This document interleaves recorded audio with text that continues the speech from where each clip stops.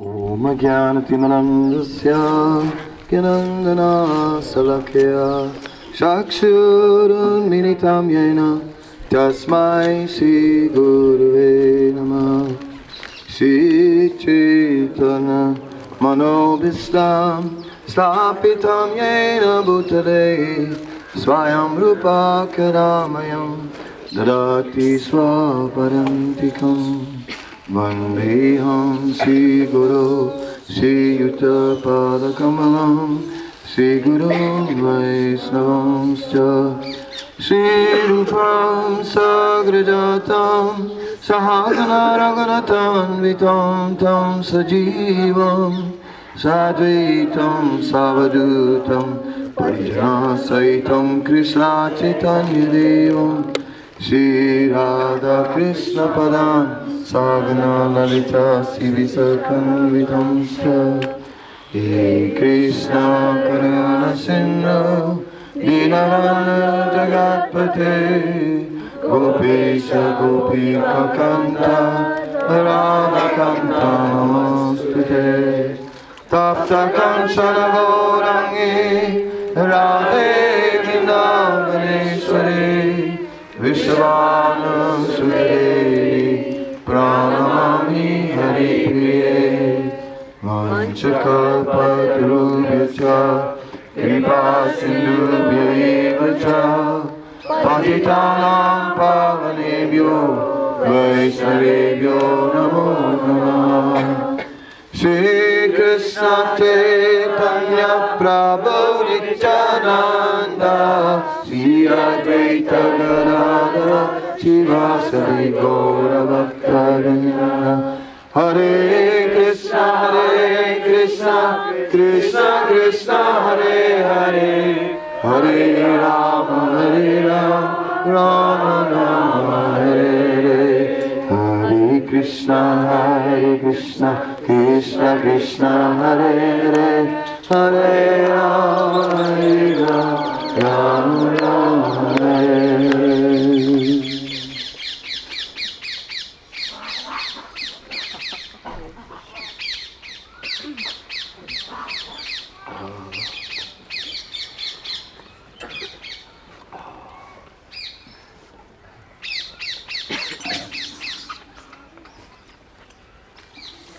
Surabhi Kund, where Indra, after the whole situation, where Indra had tried to inundate the residents of Vrindavan, and as such, Indra didn't care whether they lived or died. He was ready to destroy. His anger was uncontrolled, and certainly his behavior was not befitting. Krishna said, I thought, Indra, that you were a devotee, but this kind of behavior is not at all befitting for a devotee. So, my dear Indra, how come you could behave in this way? And Indra would say like, well, I was proud. Yes, but you should have checked your pride with intelligence by taking a humble position. Yes. But I was angry, and therefore I forgot all transcendental knowledge. So in this way, Indra allowed himself to fall prey to anger. First by being proud, which is basically a setup for such things, because when one is proud, then one gives undue importance to oneself. At that time, everything that we experience is extremely important. See, when we're humble, then, well, you know, whatever happens to us is of a secondary nature. But as soon as we're proud, oh, everything in relation to me is very important. I mean, really, you know, it's like, me, I, and mine. Right. So all my attributes, you know, yeah, sacred, come on, it's like mine, important. So, because of this pride, Indra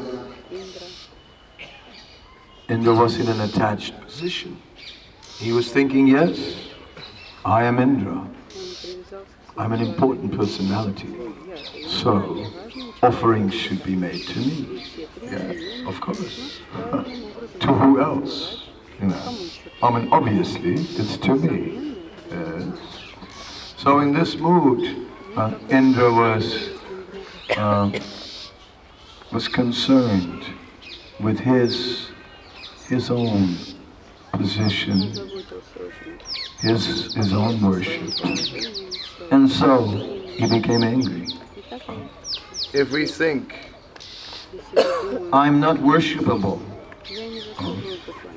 then we are in a safe position. Therefore Vaishnavas don't like to be worshipped. However, sometimes for the sake of leading others to Krishna, one may receive respect, honor and so on. But one should always offer that to Krishna. One should always see that is not due to me, that is due to Krishna. Simply, I'm representing Krishna, all the glory goes to Krishna. If I wasn't representing Krishna, all the glory would be gone.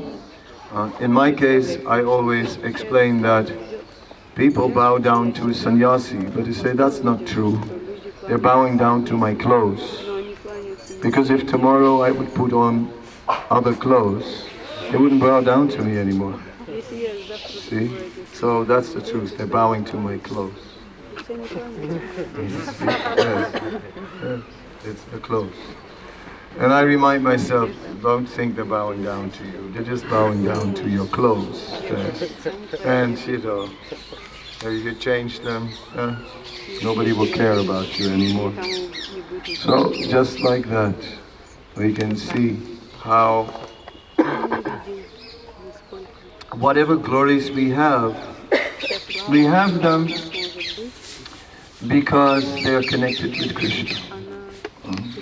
Otherwise, no meaning. So Indra forgot that he was a representative of Krishna. That was his first and foremost offense, his first and foremost mistake.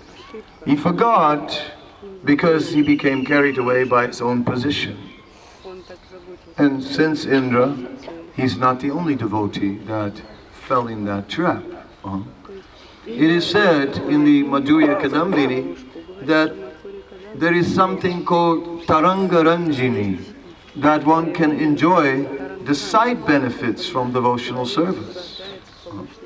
Because as we are engaging in devotional service, in the beginning we are new, and then as time goes by you automatically become senior. You know, it's convenient. You don't really have to do anything, just time, and a little time, and then after some time you're senior, and then you sort of like start to get the lamp first, you know.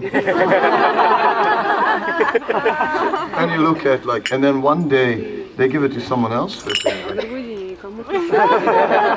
don't they know who I am? What's going on?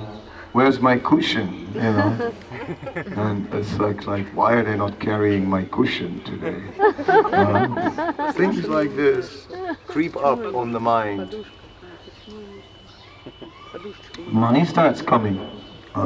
As one is getting seniority, people give money. Yes, give some money. So, nice thing, give some more of that. Yes, give more, give more, give more. And then when they don't give money, then the mind goes, no money?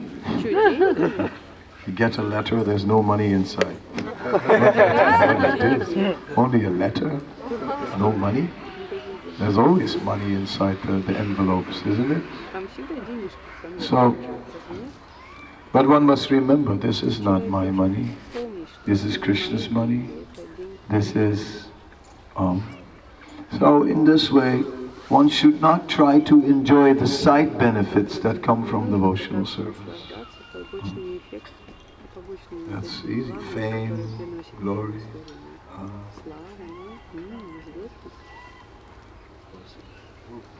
like Sangeeta is sitting opposite of me, and she's a movie star because she's in the Prabhupada movie. Yeah. Movie star, very famous. Very famous. So like this, we'll find something to take pride in when we take proprietorship. But when we give everything to Krishna and say, no,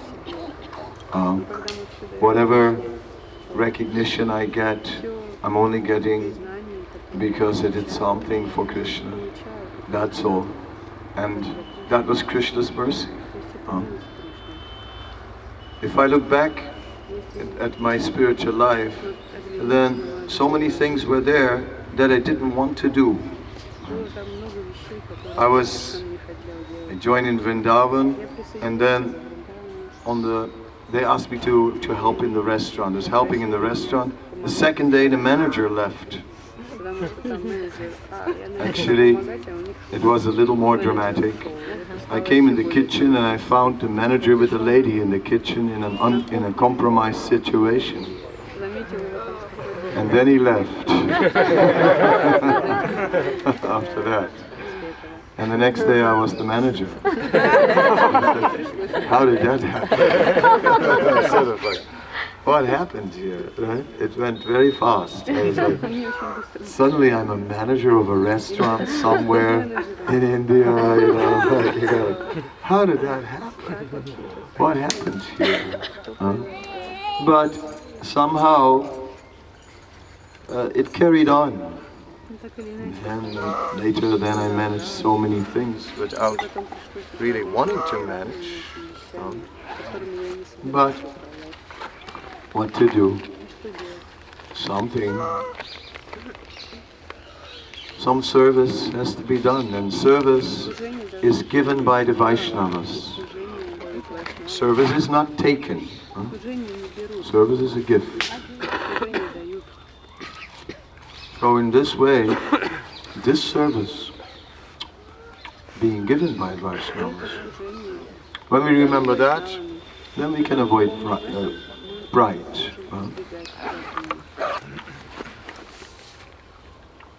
Anyway, so Indra made that offense, and Indra became really carried away, ready to kill all the residents of Vrindavan.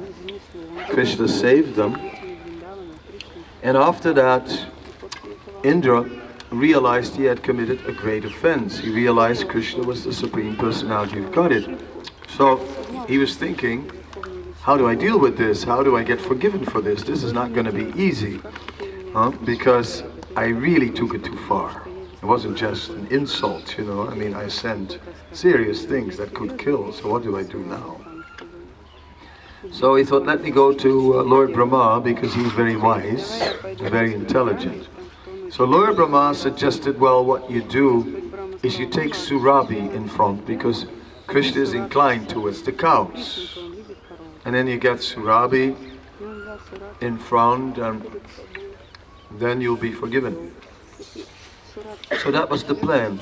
Indra brought Surabhi, but Surabhi was not just a sweet cow. Surabhi was also smart. So what Surabhi did, Surabhi took advantage of the situation, and what Surabhi said to Krishna, she started to pour milk on Krishna. And she said, actually, my dear Krishna, you are our real Indra. You are our real protector. You are the real ruler of the universe, the real Indra who protects the cows. And therefore, we are now offering Abhishek to coronate you as Indra. And then Indra had to swallow that. So Indra was sort of like in his mind, of course, going, what's happening here? I mean, she is crowning Krishna as Indra, I'm Indra. And anyway, what can I do? So then Indra, he knew he had to be forgiven, so he ordered his elephant Airavata to also offer Abhishek to Krishna. at the same time, so that he was also part of it, that he then would be forgiven in this way. So from the heavenly Ganga, Akash Ganga, Airavata had water kept in the trunk, and that was enough to create a full Abhishek. And in this way, Krishna cut the Abhishek with milk and Ganga Jal, and in that way was coronated as the Indra, the original Indra. Meanwhile, Indra stood there and had to be quiet so that Krishna would forgive him. And Indra was forgiven. So really, if we look at this place, the significance of it is forgiveness. Forgiveness. Forgiveness for all our mistakes. Well, we have this in deity worship, mantrahinam, kriyahinam, bhaktihinam, anything offered without mantra, everything offered without a proper arrangement, everything offered without any devotion. Please forgive me for all these things. So yes, we can apply that to every day also. Everything without mantra. Everything that we do without proper arrangement. Everything that we do without any devotion. Tell me all about it. These things are my daily, they creep in every day in our activities. So we need to, we need a lot of mercy. We make many mistakes and we ask for forgiveness for mistakes. But then we should not commit them again. Prabhupada also said, oh, you commit mistake one time, yes, I will forgive you, no problem. Second time, yes, I will forgive you. Third time, get out of here, you rascal. So these things are also there.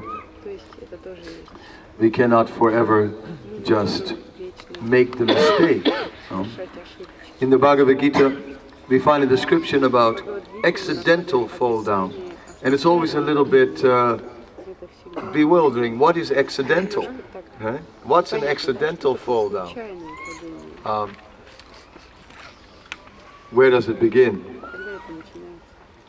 Is that not premeditated, and that is it just like sort of like, oops, how did that happen? Type of situation. You know what I mean? Well,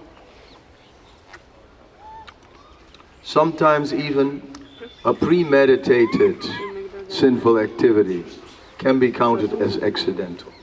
We are more generous. Even that we can write off as accidental, where once, somehow or other, we came too close to the modes of material nature, and then we became captured by them.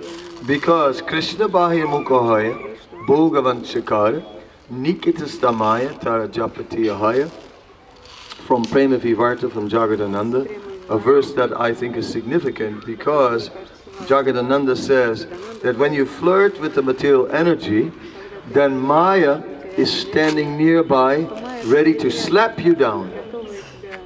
So it's not about fall down anymore, it's about Maya slapping us down. So that's a strong statement. Otherwise you can think, yeah, I can walk on the edge, I can keep my balance, right? I know what I'm doing. I keep, no, I know what I'm doing, like I mean, yeah. I know very well what I'm doing. I know Maya and I'm careful. Yeah. No, Maya's tricky. And she slaps us down, which is unexpected. Right? So one has to keep himself safe on the spiritual platform. Keep a safe distance. If we go too much in the association of materialistic people, what's going to happen? Oh, gee, that was an accident, yeah, then the accident will happen. This way, that way, whatever it is. So one has to keep himself safe in good association, safe, in a good place. When we go, it's like where I'm from in Amsterdam, there is a big red light district, and normally we wouldn't go in there. We wouldn't go in that place because it's an intense place. Everything is there, and they advertise. Whatever is your secret dream, we have it at a price. So it's a dangerous place. Oh. You wouldn't want to go there to secret dreams. Better not. Better let them sleep. Let them rest. Who can say he's not from the age of Kali? Who can say that he never had a sinful thought? Who can say they never had a sinful desire? Who can say they never had a sinful act? Who can say? Therefore, we have to be very careful. Be careful in this regard. Not to take unnecessary risk. That is necessary. So the first time it can happen, accidents. Then the second time say, be a little more careful.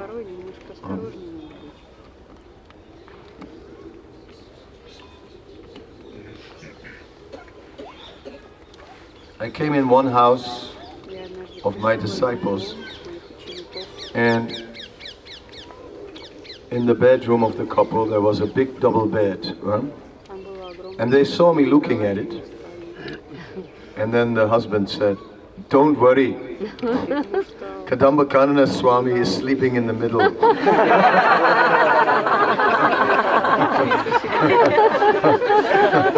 I didn't know that. Anyway. I didn't say anything. I was just looking.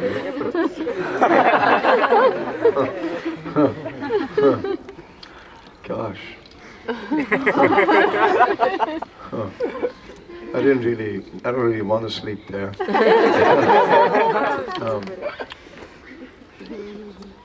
Don't make an arrangement where I have to sleep in the middle, please. Let me sleep in peace somewhere. Better be in a safe situation, whatever that is. You know. And it's not always the same for everyone. Nityananda could go into the liquor shop to preach. But for a former alcoholic, that may not be the best thing to do. Right? Go and preach. Sometimes for the sake of preaching, we go into all kinds of places. And we preach to all kinds of people, but it can be contaminating also. Some places are contaminating. In Australia, one Christmas marathon, we were distributing, and then at that time we were doing paintings. But then at the end of the night, we did the last bar, and that was already intense enough, and then everything was closed. Then this devotee said to me, "I know one place that's open." I said, "Let's do it. Let's do it." He said, "We shouldn't stop until we've done the last place that's closed." He said, "Okay, but I don't know if you want to go there." I said, "No, I'll go." He said, "The prostitutes." I said, Anyway, I had said I would go, so I said, "Okay, let's go, let's do it. May Krishna protect us." We went there, came to this house. First time in my life I went to the prostitutes. And came to the house, light was flashing, we rang the doorbell.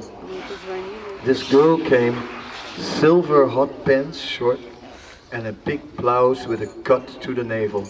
as the door opens, I'm swallowing, I'm going, oh my God, what are we doing? Why are we going in here? But we offered them the paintings, and then some of the girls said, salesman.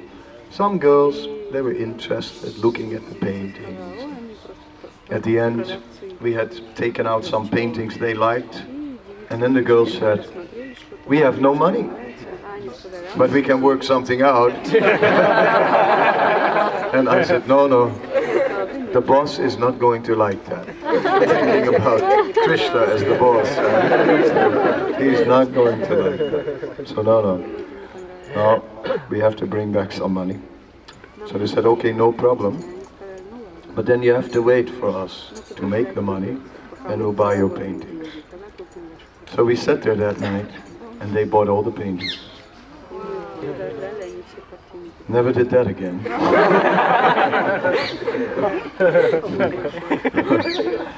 That was not a good idea.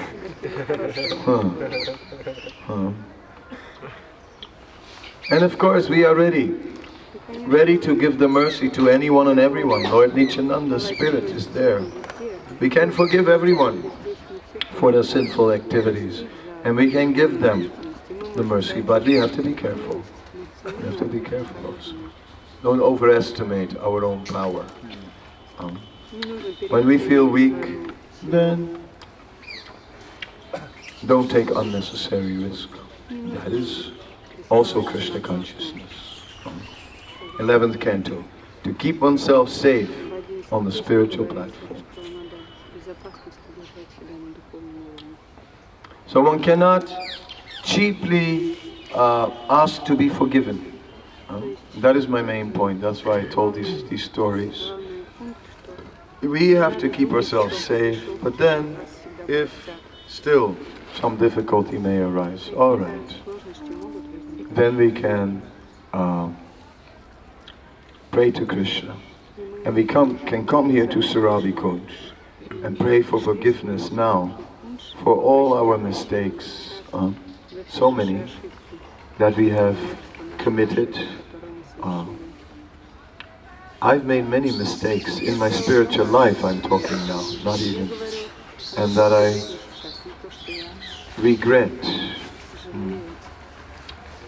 So, I don't know about you, but if there's anything, then pray now, and pray to be relieved from this, so that we can move on and learn from our mistakes.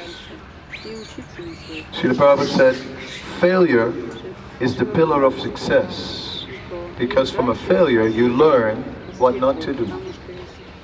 You learn how it went wrong, so don't do it again.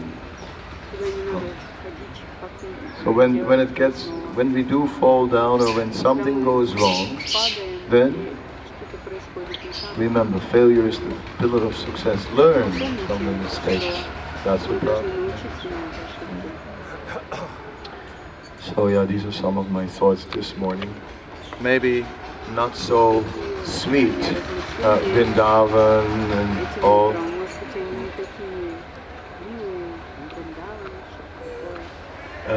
I didn't tell any sweet stories of Krishna, and but at the same time, life is not always sweet, I must say. Sometimes it is, but not always, right? So, and when we get involved in mistakes, then that is not sweet. So, Indra's position was not sweet. Indra made a big mess of things. And how is he going to fix it all? It's okay. With the help of a devotee. Getting behind a devotee. That's how he did it. Taking shelter of a devotee. Putting a devotee in the front. That's how Indra did it. So, if we make mistakes, we'd better be humble and take shelter of a devotee. Then we can. Okay, maybe someone has a question or something like that. Maharaj, behind the shot. I was just wondering why Krishna didn't kill Indra immediately when he was doing. She's wondering why Krishna didn't kill Indra immediately. Since he was trying to kill the residents of Vrindavan. Krishna could have thrown a thunderbolt on his head, right? That would have been a surprise. Usually he was throwing the thunderbolt. Krishna could have instantly killed him. Yes. But Indra is a devotee. Indra is a devotee. That was one reason. Another reason was that Krishna took it as an opportunity. He took it as an opportunity to show the residents of Vrindavan that he was the Supreme Personality of Godhead by lifting Govardhan Hill, and to show that he was able to give them unlimited shelter, because all the residents of Vrindavan and all the cows, they fit under Govardhan Hill, although normally there should not have been enough place. But somehow or other Krishna made it possible that everyone could fit. So the whole pastime was in itself something Krishna desired. So Krishna used Indra. He used it to create this whole situation. And of course, Krishna is also teaching. He's also teaching Indra. But his first objective in this whole Govardhan Leela is not to teach Indra a lesson. His first objective is to somehow or other bestow his mercy upon all the residents of Vrindavan. Because he was so rough with Bali Maharaj, but with Indra he was... She says, well, with Bali Maharaj, Krishna was so rough, but with Indra he seemed to be quite soft. Yeah, but that was because the residents of Vrindavan were involved. Bali Maharaj, there were no residents of Vrindavan involved. But since the residents of Vrindavan were involved, Krishna was looking at an opportunity to show them something extraordinary. And, and to establish himself, like, very much clearly as the Supreme Personality of Godhead. He wasn't just establishing himself as the Indra, he established himself as the Supreme Personality of Godhead. So that's what he wanted. Correcting of Indra, that he did as an extra little thing.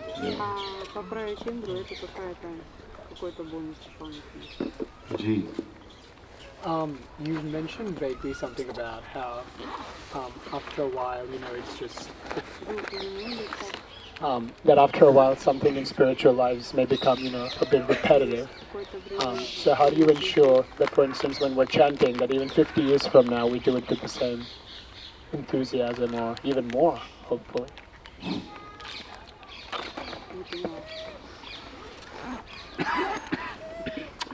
So here the question is about how things are repetitive and how after some while the newness, the freshness disappears and it becomes routine, it becomes a little dry, and how can we keep a spirit full of enthusiasm and eagerness, go on for 50 years and hopefully even have more taste by then.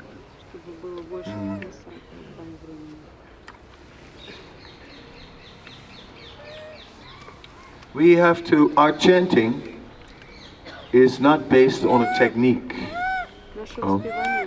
I saw one book one time which described that certain types of music create alpha waves, where the brain becomes very receptive, and they said that if you put music that creates alpha waves and then you chant, then the quality of your chanting improves a lot.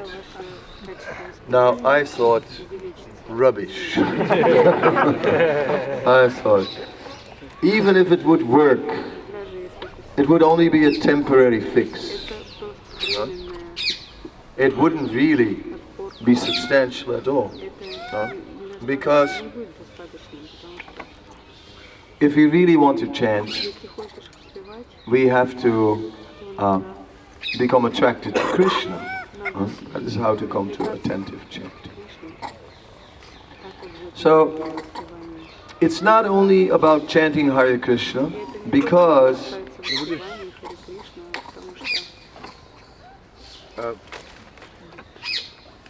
yeah, some stick, that's it.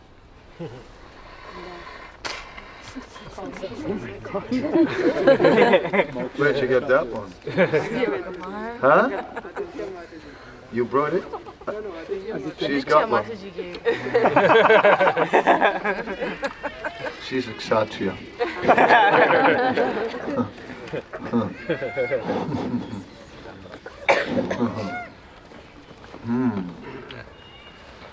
So,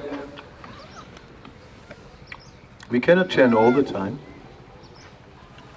We are not Haridas Thakur. We're too restless. 16 rounds is already quite a bit for us. Sometimes we can chant more, but usually not all the time. So then the remainder of the time, we have to do a lot of service with our senses, with our mind, with our intelligence, engage all these things in service. And it's that service that will change everything. If we do all that service and really extend ourselves by using our energy, right, as much as we have, using our intelligence as much as we have, then in this service we become transformed, and then our chanting changes. Then we get the taste in chanting. If we just chant and chant and chant and wait for the taste to come while chanting, that's possible, but for most of us, not actually the path to go. That's not the path that Srila Prabhupada taught. Srila Prabhupada taught, do some service, devotional service. Take on devotional service. Chant minimum 16 rounds and do devotional service. And then it's that devotion, because that devotional service, that is within the realm where we are. It said currently our consciousness is invested in the sensual platform. Therefore we take prasadam, so to satisfy these senses. In the mental platform, kirtan. In the intellectual platform, philosophy. All these things we have to engage. We can intellectually make plans for Krishna. We can use our senses to do things for Krishna. And in this way they become purified. And then they will not harass us so much. Because Indriyano mano buddhi asya distanam uchate, that lust is situated in the senses, the mind and the intelligence. So it's this lust that creates the problem. We're chanting and on the other side is the lust. So it is because of lust that we cannot focus. So if the lust diminishes by engaging the senses, the mind, and the intelligence in service, then the chanting will improve, our absorption will improve in this way. Yeah. I'm deaf. So you mentioned how we have to keep safe and that that is an individual thing at times. It may not mean the same thing for everyone. Yeah. And so my question is, we have to keep ourselves safe on the spiritual platform, and it may not mean always the same for everyone. And so is also a fall down an individual thing at times. Is sometimes what I would do consider it a fall down for me, and maybe I approach you as a spiritual master and you say, oh no, you know, just there's graceful, okay, there's gross fall down and subtle fall down. Right? A gross fall down means we break the four regulative principles. Then more subtle, maybe we become disrespectful. That would also be, in a sense, bring us to a lower level. If we're disrespectful, that can also bring us down from the spiritual platform. We lose all taste, we lose all inspiration, and then we go back to the modes of nature. And then we go back, then we don't practice spiritual life out of love and taste, but all out of duty. So, by being neglectful on a more subtle level, we can bring ourselves down from the spiritual platform to doing things to the modes of nature and acting out of duty again. But the real fall down means falling from the four regulated principles, or from our 16 rounds. And then in a situation where somebody has taken offense of a subtle mistake that you were not conscious that you were making at that time, and then say it subtly affects you as well. So how do you deal with that? Get extremely mental about it. The whole day. Think about, imagine I've made some offense to some devotee, and let me be totally mental about this all day, and just whenever I see a devotee, please, please forgive me, you know. And you have these devotees, they come to you, say, please, please forgive me, and you go away, you know. Nothing happened, you know. Nothing happened. You didn't do anything, right? No, please, please forgive me. So relax, you know. Lord Chaitanya, His mercy. For these little invisible things, we don't have to worry. For the big things, yes, the little invisible things, Lord Chaitanya, Lord Nityananda.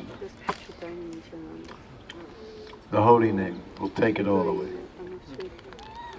Chant lots of kirtan. Many hours of kirtan every day. That's the solution.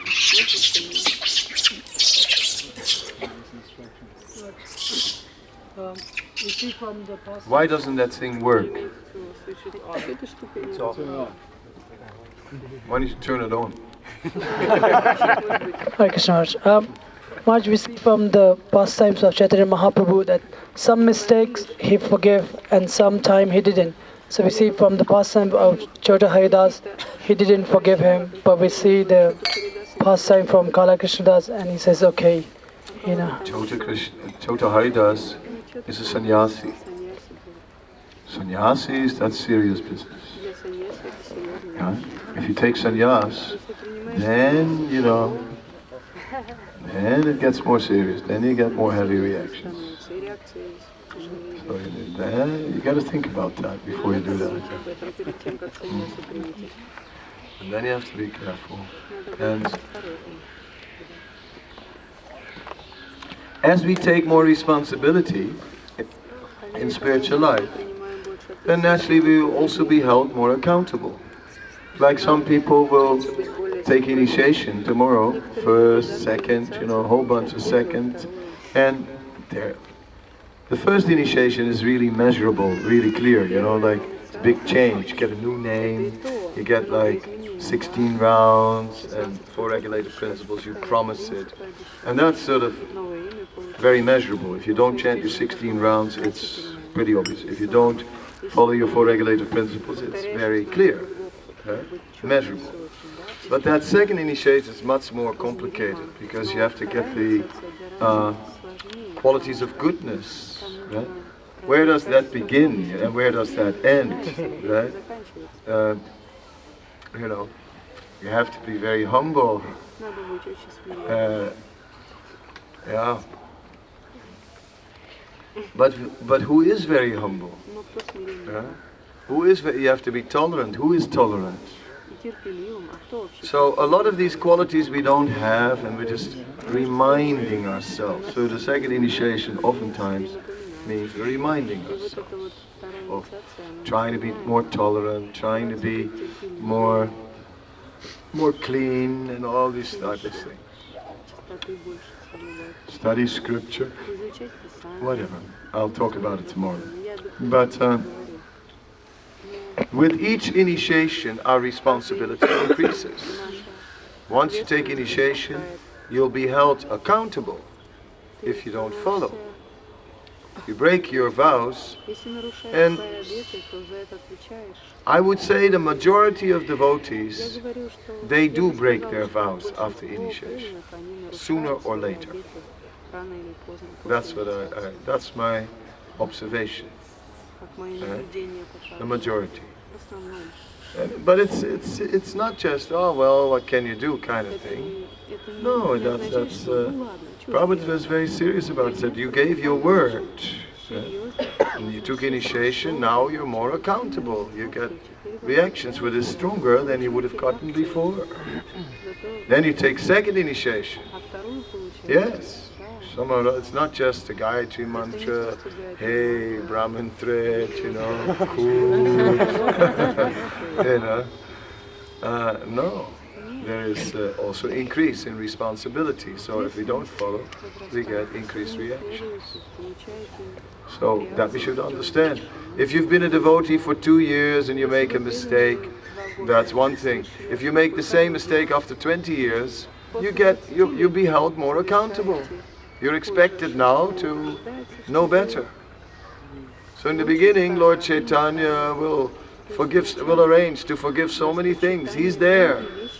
Oh well, yeah, in the beginning, you see sometimes devotees fighting. I mean, fist fights. Not only, not only men, but I've seen the little brahmacharini strangle the big one. I was surprised that she had it in her. Right? Really, I never expected that. And what can we say? So fighting goes on. And in the initial days, Lord Chaitanya may sort of, not that it's good, but you will not immediately fall down from spiritual life. It may go on. But if you don't, after some time, you got to stop this stuff. Stop strangling devotees. Really. And all other varieties of things. You may, in the beginning, it could happen that somebody say, idiot, but don't make a culture of this. You have to be careful. And over time, it says, in the beginning the path is very wide, and over time it narrows down. So in the beginning, we will be forgiven for so many things, but gradually it narrows down and our responsibility increases. And we're meant to perform better.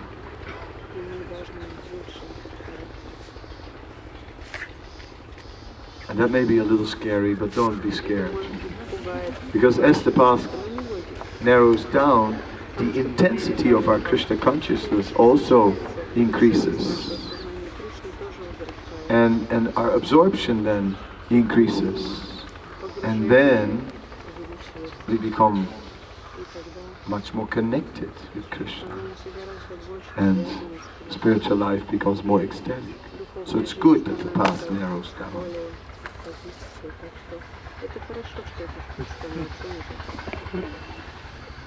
Okay, the mic.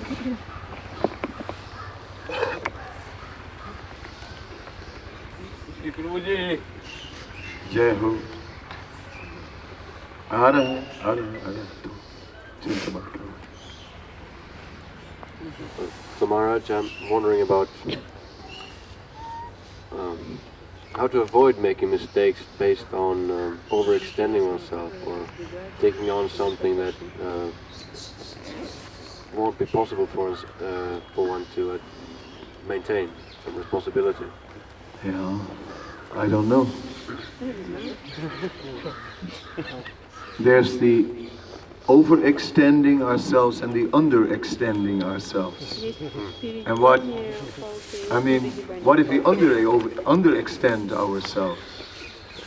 What if we don't, we're saying, well, I don't want to take too much risk, therefore I will not take on too much, I will take on little because then I am sure I can handle it, and then I'll be safe. So I'll wait and wait for the initiations. I'll wait and wait and wait. I'll wait for. I won't take too much service. I'll take some service, but not too much, otherwise I overextend.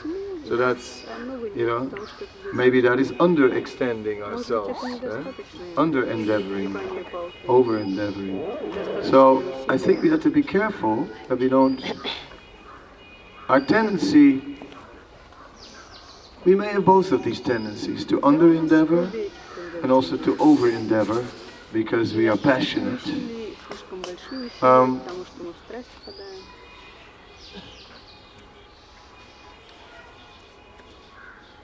I am the kind of person who says, like, for myself, let's really try, because you see, I don't know how many lives we have been connected to this movement. But I'm thinking like that. Rupa Goswami writes in Nectar Devotion, we discussed it, that spiritual life is normally a continuation from previous life. So I mentioned in Kadamba that means that we didn't make it, we blew it. Right? We blew it. Yeah. If you were a devotee in a previous life, you were supposed to have gone back to Godhead. And if you didn't, you blew it. Big time. Yeah, totally blew it. So are we going to blow it again? That's my question. I'm afraid. So I don't want to blow it again. So this time, I want to give it all I have. That's my mood. I'm trying to give it all I have. Because, hey, as far as I'm concerned, enough is enough, And so I try to keep my mouth shut and not criticize anybody. I try to do service as much as I can. I try to chant as much as I can, and sleep as little as I can, eat as little as I can, which can be a lot sometimes. I mean, tomorrow morning is the morning off, and don't try to knock on my door. If anybody, my phone will be switched off. Right? Forget it. Even if you thought, oh, this is a great chance to catch him. No way. Yeah. I'm going to sleep. I've been meditating on it for days.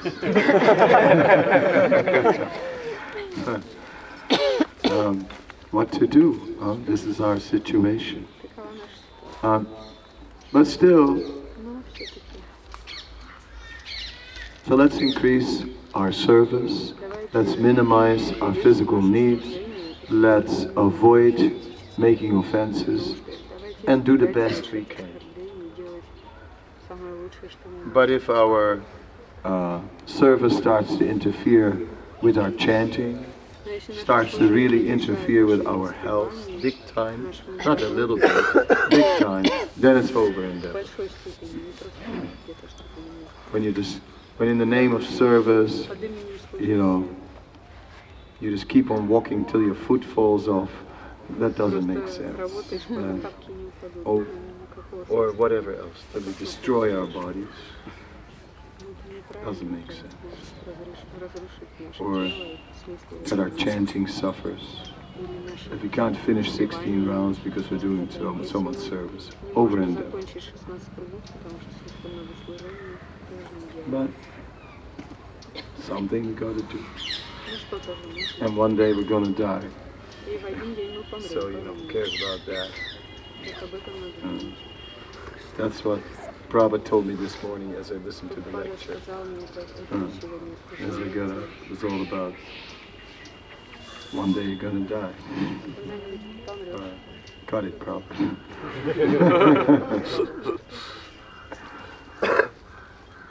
Please.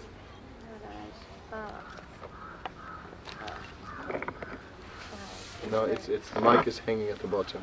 It's the little mic. The little ball. So, hello.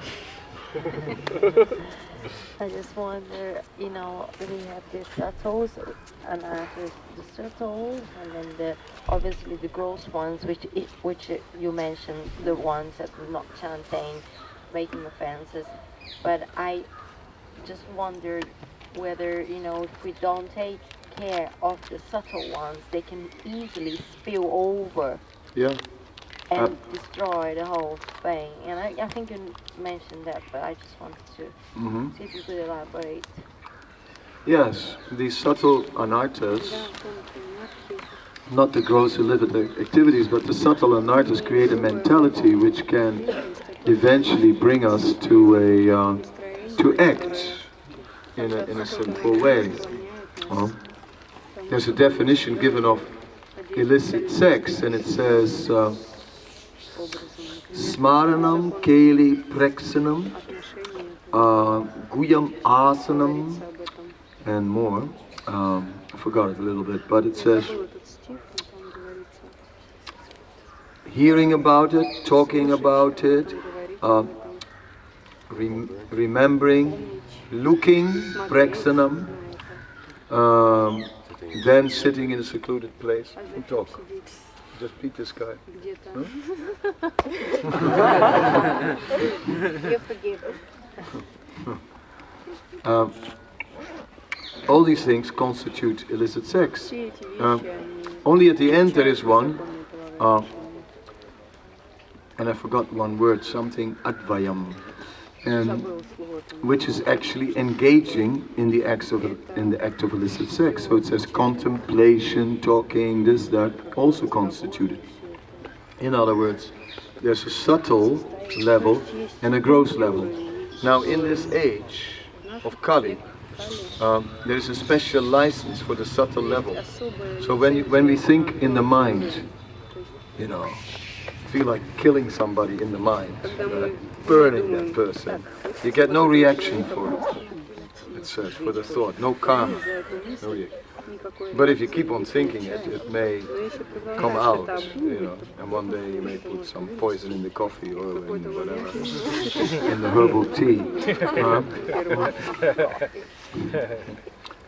Cyanide. Yeah. So when we notice that our on the subtle platform we are not Krishna conscious, then we have to also make arrangements for purification. So that means hearing. Therefore, we can listen to Prabhupada's lectures or because that sound vibration goes in.